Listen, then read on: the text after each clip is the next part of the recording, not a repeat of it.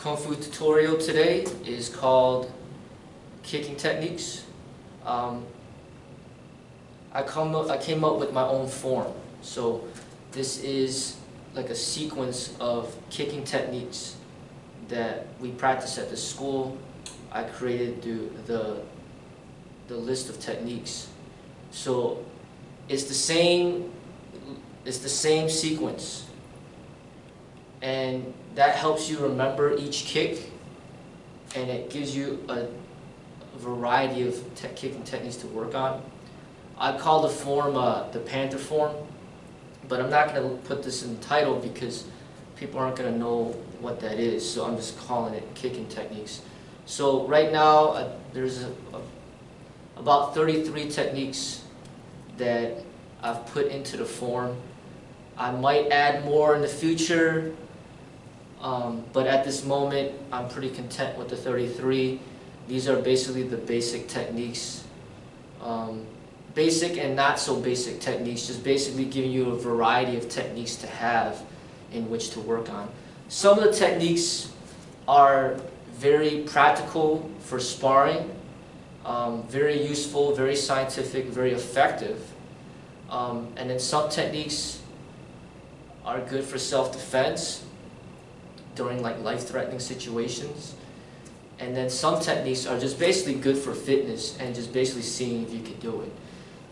And not necessarily something that you would want to use on the streets or even in sparring, depending on who you're sparring with. For example, like if I'm doing like a jump and spin kick, you know, that's more of like an athletic type of technique, just to test to see what you're capable of doing and seeing if you can do it, opposed to something that you're going to use often on the streets or in a sparring situation. It's kind of like somebody who's really good at push-ups and then he could do like a one-arm push-up, and it's just kind of showing like the versatility of what he's capable of. So it's not that all these kicks are like very important. Some of the kicks are more important than others for street self-defense and for sparring, and then some are just added on bonuses to test your athleticism. Alright, so there's going to be over 30 techniques that we're working on, and each video is going to be broken down lesson by lesson for each technique, because I want to go in depth about each kick and what it's used for, and you know, just the different variations of it, and just be very specific for each technique opposed to just showing you like 10 at once. I want to show just one at a time, so then eventually this series should be over 30 videos long, so that you have an explanation for each single kick. And the kicks are supposed to go in sequential order. The way that I organize the kicks to create the form, it's not necessarily going from easiest to hardest. Actually, the second kick of the form is very difficult to do for a lot of people, and it's more of an advanced kick, but it's still the second kick of the form, because that's just how I decided to create the form. There might be lessons that you might have to skip and go back to later when you're ready, okay?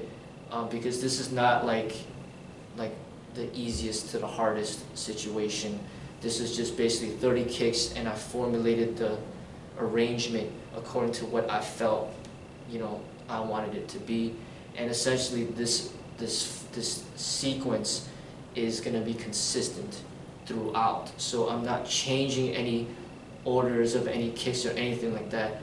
The only thing that I will change in the future is potentially adding on more kicks, but I'm not eliminating any kicks, and I'm not changing the order, because the consistency of creating a form is what makes it a form and makes it very useful for learning purposes. It's kind of like somebody who wrote a book. Like once you write the book and you finish that manuscript and then you send it in to the publishers and they print it out, it's done. Like there's no changing and editing and removing and adding, it's done. You know, if you made a spelling mistake or whatever, it doesn't matter. you sent in the manuscript, they printed it, it's done. So that's pretty much what these forms are. Once you create it and you decide that that's what it's going to be, then that's it. Because once you start teaching it to people in a group setting, they start memorizing the sequence, and you can't just all of a sudden, like weeks later, be like, okay, we're not doing that anymore, we're going to do it this way. Then you got to do that with every single person that you're training. And say you're training like 30 people or 100 people, that you're basically you're doing double work, and it's not being efficient. So when as a school owner, as a person that creates these forms, it's very important that once I create it, it just stays that way. And then if I decide to make changes, I will just add on to what I've already established. Okay. So I went over the other day the wooden dummy. That was tutorial number 1.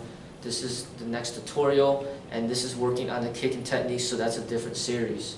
So I'm going to break it down into different playlists.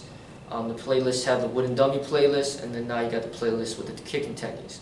And this series should be at least over 30 videos long. Alright, so basically the first kick that we're working on is the front kick.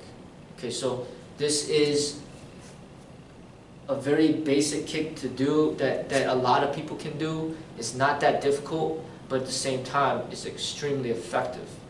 Alright, so first off, what's important is footwork, but that might have to be another video at another time, but I could go over quickly how the footwork is.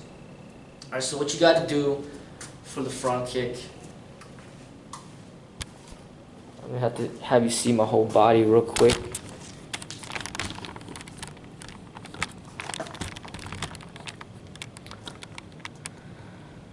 Alright, so when you're standing in a fighting position, your body has to be at an angle. Alright, so these are my techniques that I've basically come to through all my research. This is the way that I express the techniques that is very scientific. So a lot of these techniques, especially the footwork portion, is actually found in Bruce Lee's books. So if you use those as reference, you'll have a better, quicker understanding of what I'm talking about. Basically, these techniques for the footwork, for sure, are outlined in Bruce Lee's books. I think it's volume 1, 2, 3, 4, Fighting Skill and Technique or something like that. Bruce Lee's Fighting Method. All right, so you can check that for reference if you want. I'm not necessarily like doing exactly what he's saying, but a lot of his teachings in there will support what I'm talking about. All right, so there's a certain way you got to stand. So you can't just like stand straight up to the person because you're exposing your center line, and it's just not good for hand-to-hand combat when you're doing stand-up fighting and things like that. So you got to angle your body. You don't want to face them square up. This is a squared up position. You don't want to face them squared up.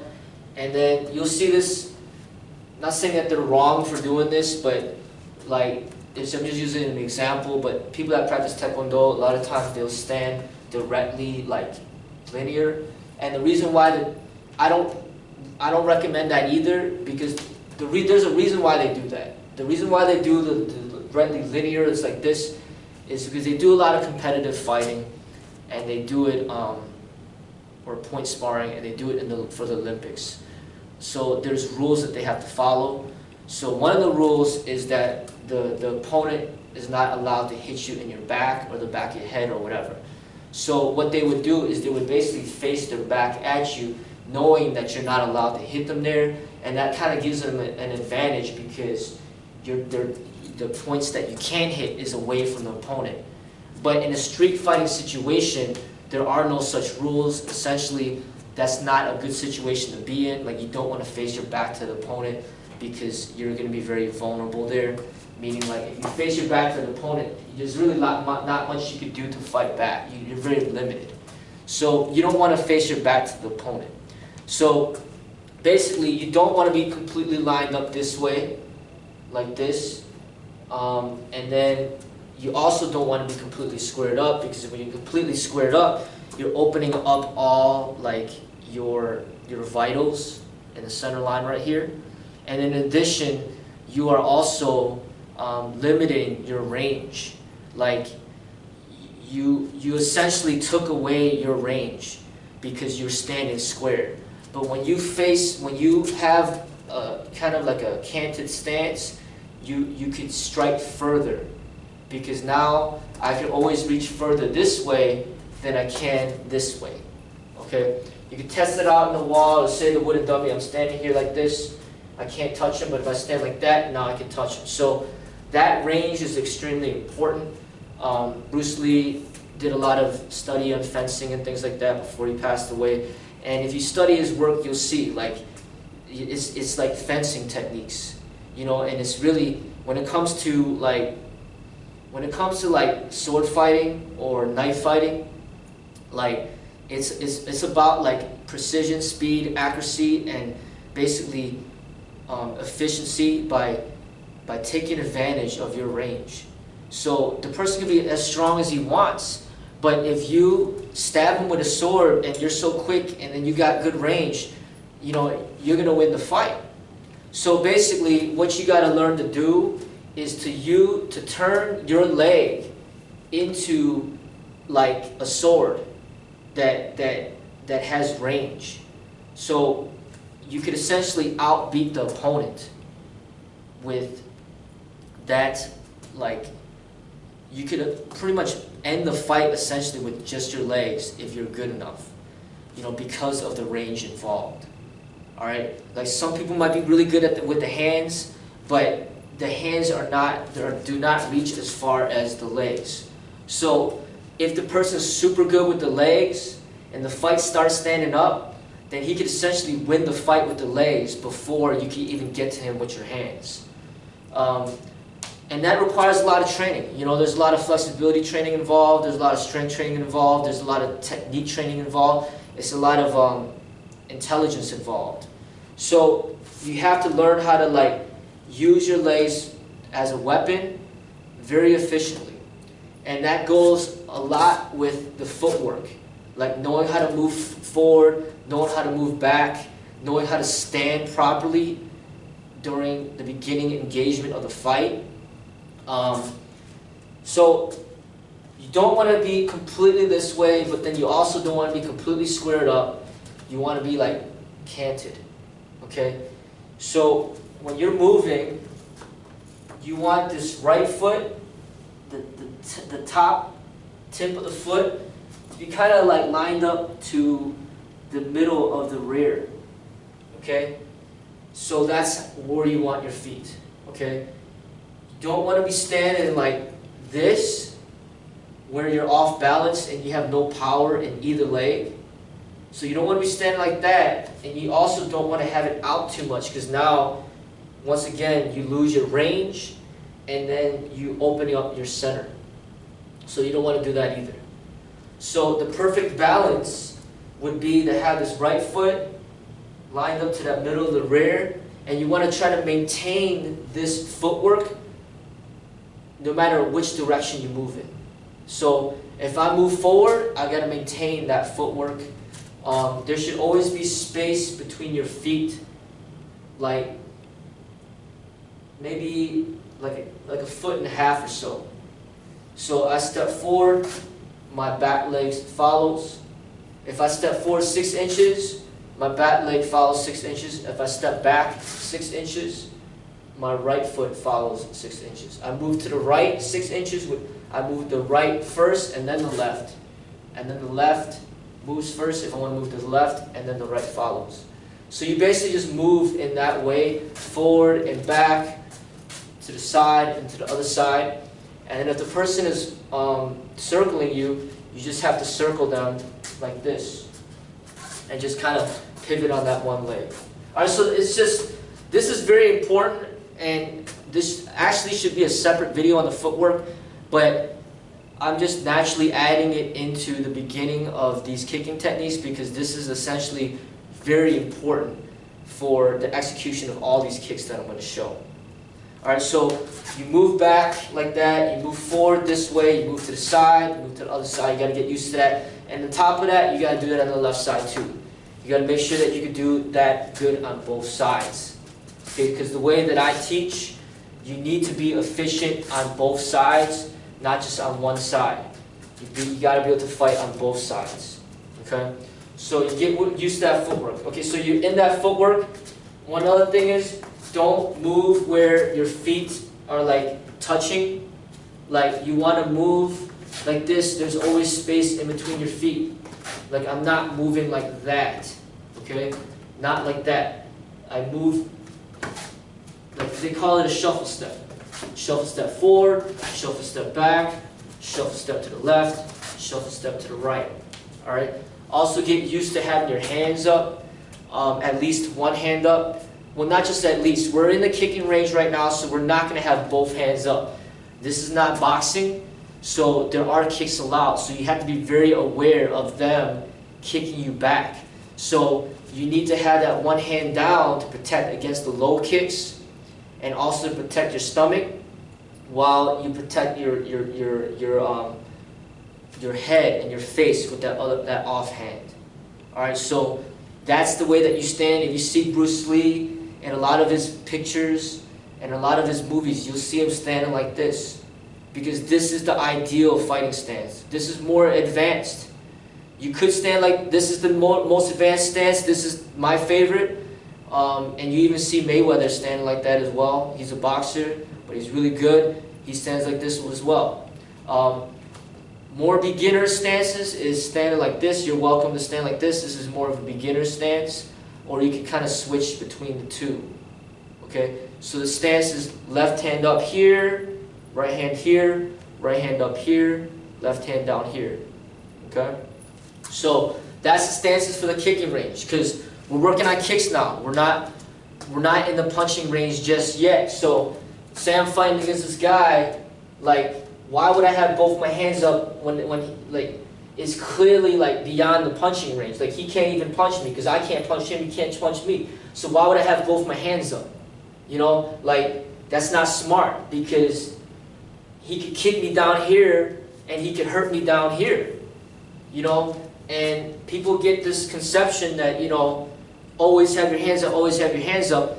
Well, they're constantly watching boxing matches and there's no kicks allowed. Of course, people think that the only threat are your hand, are the other person's hands. But in real fighting, and especially in the martial arts sparring, the threat is not just the hands.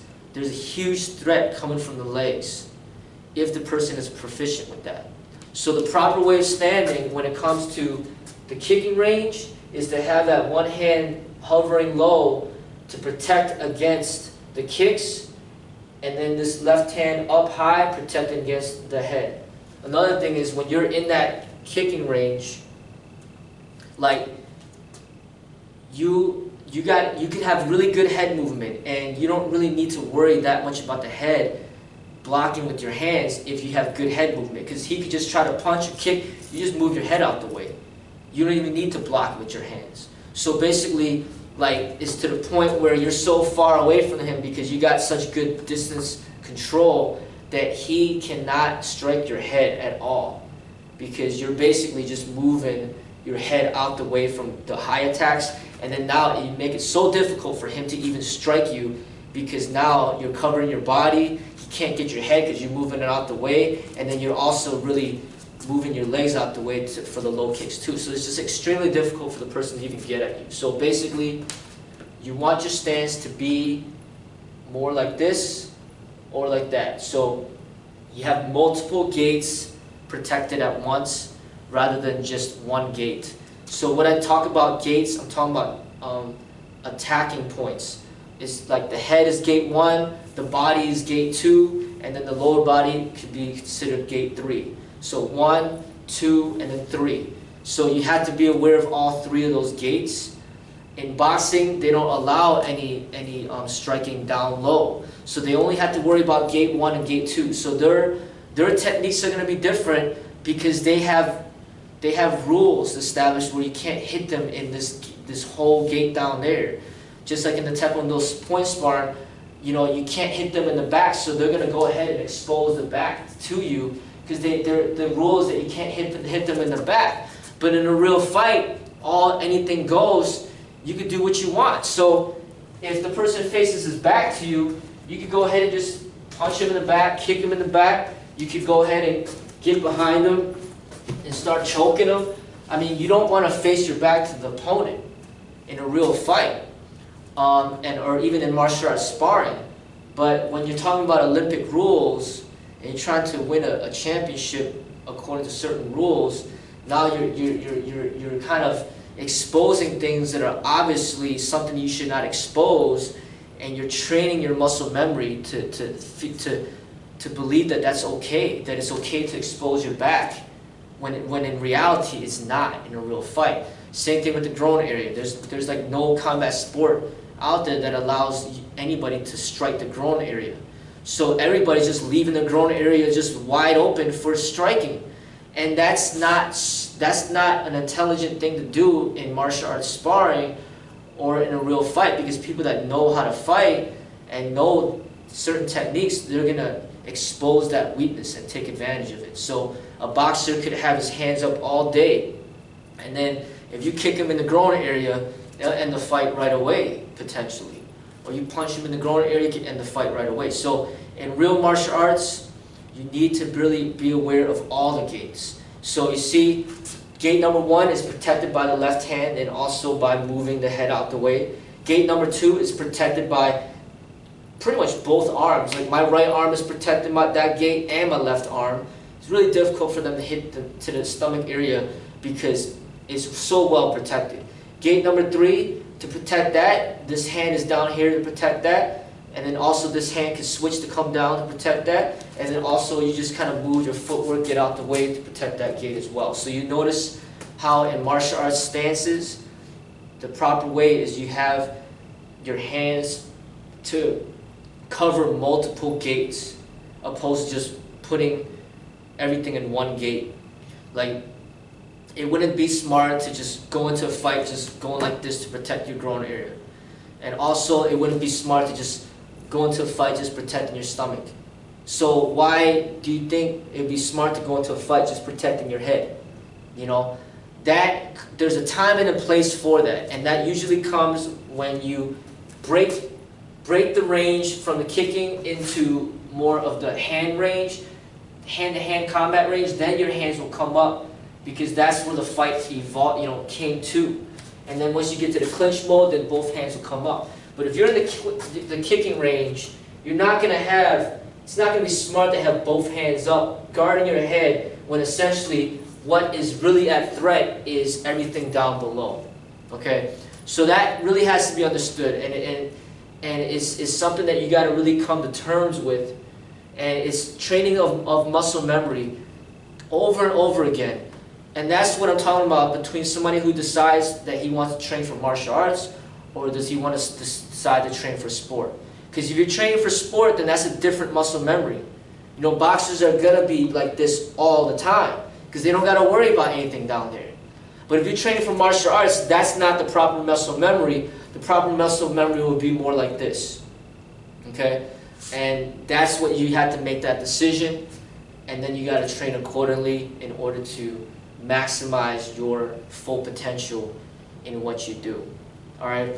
So that is the hand placement. So you look at my hand placements just like this. You look at my footwork. You want every single kick to start exactly the same. Like, you want the kick to pretty much be like a poker face. Like, they should not know what you're going to do, what kick that you plan to do. Every single kick starts the same, so then out of all the over 30 kicks that I'm going to show, they shouldn't know which one that you're going to choose to do. You're not supposed to give it away. Basically, you're not supposed to telegraph it. You're not supposed to tell them, hey, you know, I'm gonna really prepare to kick you with the side kick, so I'm just gonna start like this, you know, or you know, let me do a reverse hook kick, so let me put my foot over here. Like, no, like, you're supposed to start every kick the same, so they don't know what's gonna happen. So basically, the front kick that we're working on right now is, so you bring your knee up like this, as high as you can, and then you kick out like this, okay? So first you gotta have the muscle to do that. So you're in this fighting stance, you bring up that right knee, like this, you bring it out, and you come back and back down. So every kick should follow that phase, like don't skip the phases. Like make sure you bring the knee up first, and then extend it, and then bring it back, and then bring it down. So don't bring it up, extend it, and then just drop. Bring it up, extend, back, and then down. Now, when that happens really quick, that's how it's effective, when you do it fast. But before you can do it fast, you gotta train yourself to be able to do it slow, because that slow movement will help build the muscle, so that eventually you could do it fast. So that's the beginning part of the front kick. You're gonna be hitting with the bottom of your foot, or you could kick, like if you hit with the bottom of the foot, you can hit them like directly to the chest, you can hit them in the stomach, you can hit them in the groin area. If they're standing like this with their legs wide open, you could kick top of your foot and snap it, kick them in the groin area, okay? Or you could kick them with the heel, which is more powerful, but then there's less range. So the bottom of the foot has more range than the heel, but the heel is more powerful. So meaning, if I kick with the heel, there's going to be more power there, but less range. A kick with the ball of the foot, there's more range, but not as much power. Okay? So typically, when it comes to front kick, those are like the three options. But then there's also like kicking to the shin area, like say his ankle or his shin. You can kick there with just the point of the foot. You know, that one's very effective too. So first you're going to start off with kicking as high as you can, and then you could proceed on down to the different strike areas with the various different front kicks. So if you can reach his face, you kick him to the nose, boom, or you can kick him below the chin, boom. You can kick him in the sternum, boom, or you can kick him in the stomach. You can kick him in the groin area, kick him in the kneecap, kick him in the shin, and then kick him into the ankle. So there's all those different strike points that you can hit. Face, below the chin, sneak it in there, sternum, stomach, kneecap, hit him in the kneecap, break his knee, hit him in the shin, hit him in the ankle. And that's all front kicks. So if you're not that flexible, then you're just taking away, you're limiting your potential to score that hit. Because if you can't reach his face, then okay, he knows you can't kick up here, so he doesn't have to worry about even like worry. You know, he doesn't even have to block up there because you can't kick that high anyway. So the more flexible you are, it just increases the range or just your options. So then, if he's worried about you kicking his face, then he could have both hands up, and then now you just kick him in the groin area because he was so worried about the face. So it's always good to be more flexible, so then it increases your options of what you can do to the person. But remember those strike points: face, chin, sternum, stomach, knee, shin, ankle. Those are the main ones, and those are all front kicks, extremely effective. Even if you're not that flexible, you kick the person in the ankle, you kick the person in the shin, you don't need much flexibility for that, but that is a very effective technique. So you want to essentially work on the highest point that you could kick. Because if you can kick him to the face, then obviously you can kick everything else down there. But if you can kick him to the ankle, that doesn't mean that you're going to be able to kick him to his face or even his chest or his throat or whatever.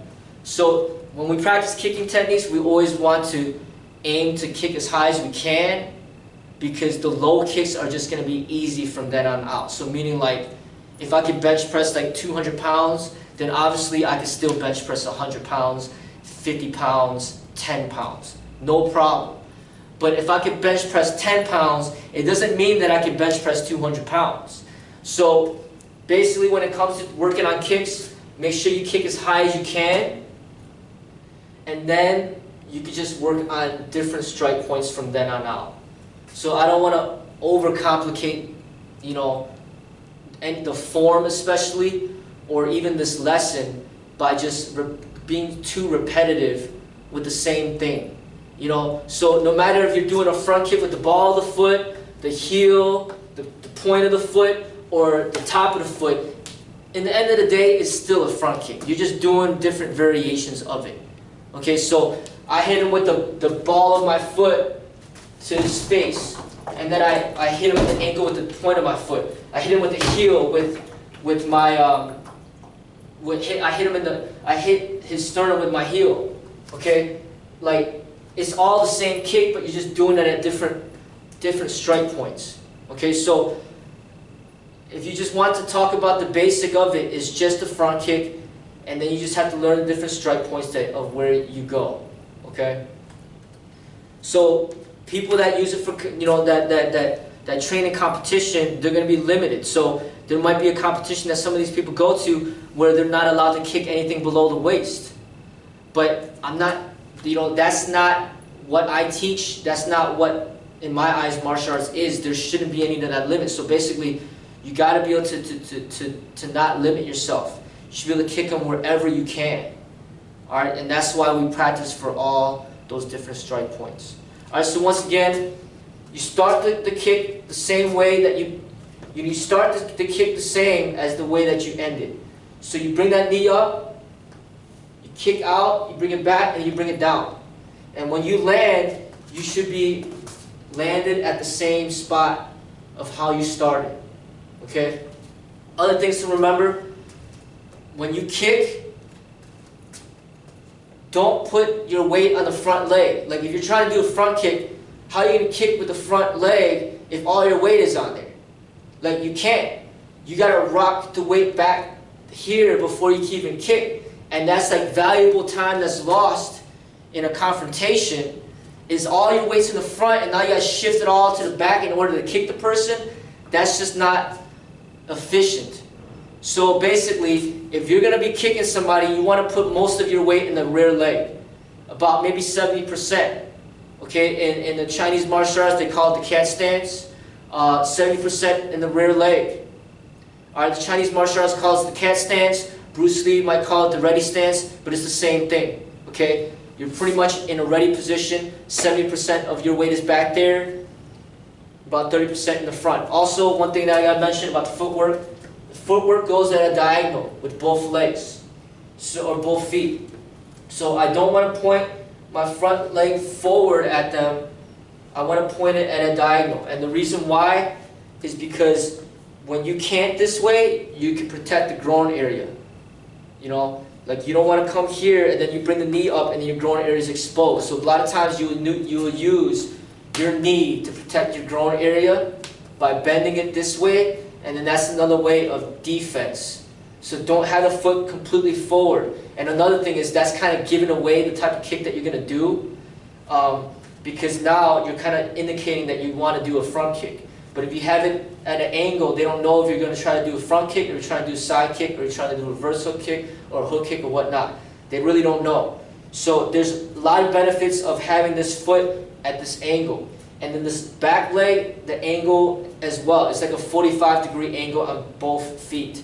So I don't want to have the back leg facing this way, and I definitely don't want the back leg facing that way or facing that way. I want the back foot facing at an angle this way, and the front foot facing at an angle. Okay? It's important because the way that you shift your feet when you do these various kicks is got to basically be able to shift very freely without giving away what you're going to do. Alright? And also the generation of power, not just with the kicking techniques, but also with the hand techniques, which require your feet to be in a certain position to maximize the force. And if you deviate from that, you're not going to have your full power potential. You're also going to be telegraphing what you're going to do, and it's just not overall just unscientific as far as like being the most efficient, the most effective. Okay, so once again, we bring this knee up, you extend it out, you bring it back. Okay, that's the slow version of it. If I did it fast, it'd just be like this. Also breathe out with the kick. So you want to breathe out with the kick, kind of like a hissing sound. So breathe out, like that, okay? Breathe out with the kick, so try to coordinate your breath with the extension of the kick. That's extremely important for power. Okay, so breathing out with the kick is important. You got to make sure that you work on both sides, the left side and the right side. Okay, have the proper hand move, you know, your hands in the proper position. Relax your shoulders, like don't have your shoulders like too tense. Relax your shoulders, relax your body. Okay, don't be tense and trying to kick like that. You got to relax. Okay, when you relax, you have more speed. Alright, so you relax, you breathe out with the kick. Practice it on both sides. Practice it to the air. Practice it to hitting something as well. The hands. When you're kicking, you notice that my left hand comes down because as I'm kicking, my groin area is exposed. Somebody can very easily counter you back by hitting you in the groin area with another kick of their own. So when you kick the front kick high, you got to drop this left hand down to protect your groin area. Boom, as you kick. This hand comes up, this hand comes down, and that's how you kick. Just like that.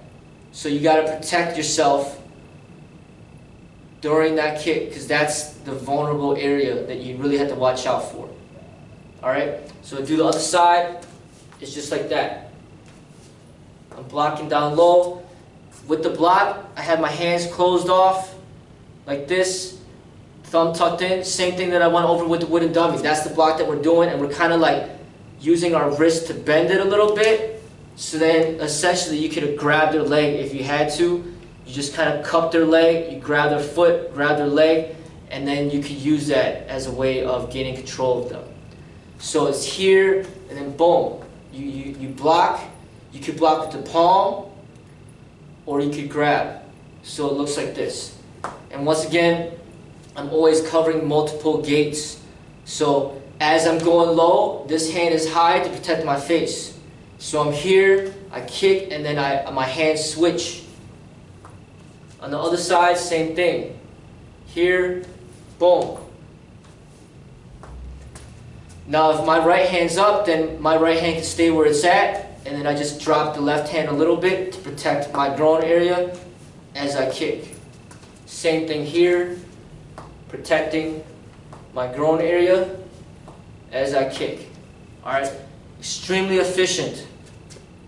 So remember those techniques, practice it on the bob dummy like this.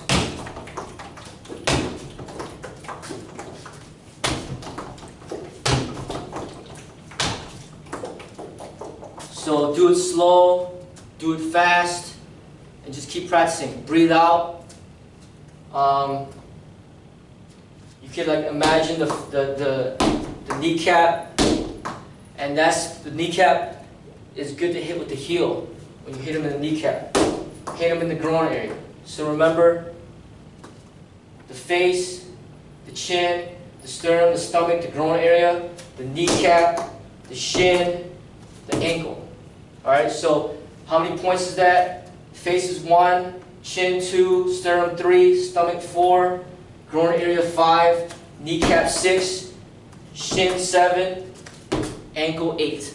So remember all those points and just keep working the front kick in all those strike areas. So it looks like this. If I look to the side, left side,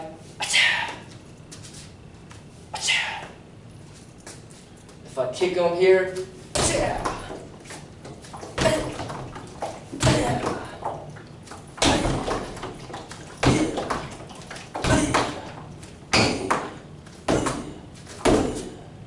okay, so practice all those.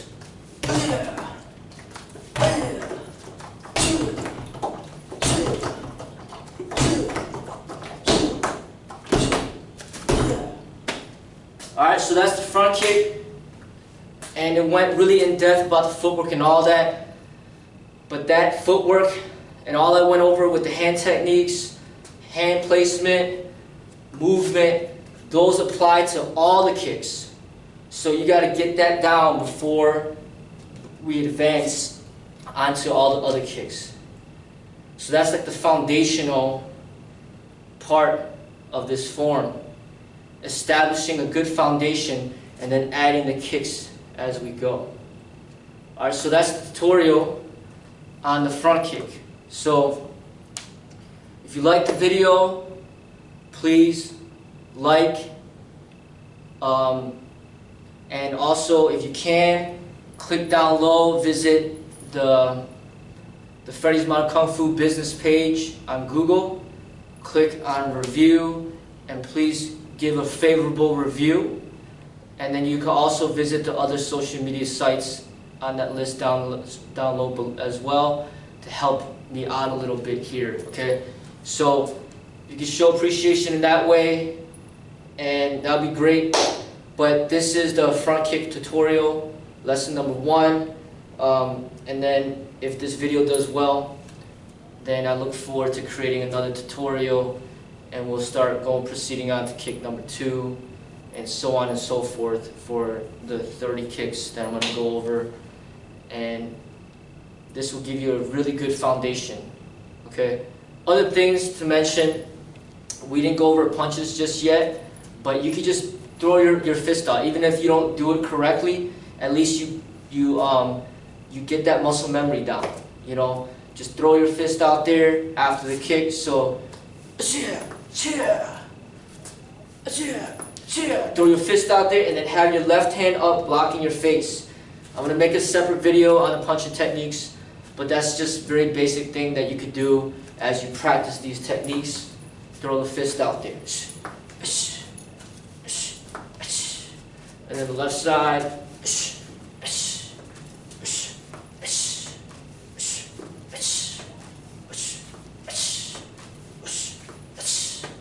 Say I punched it, kick this guy.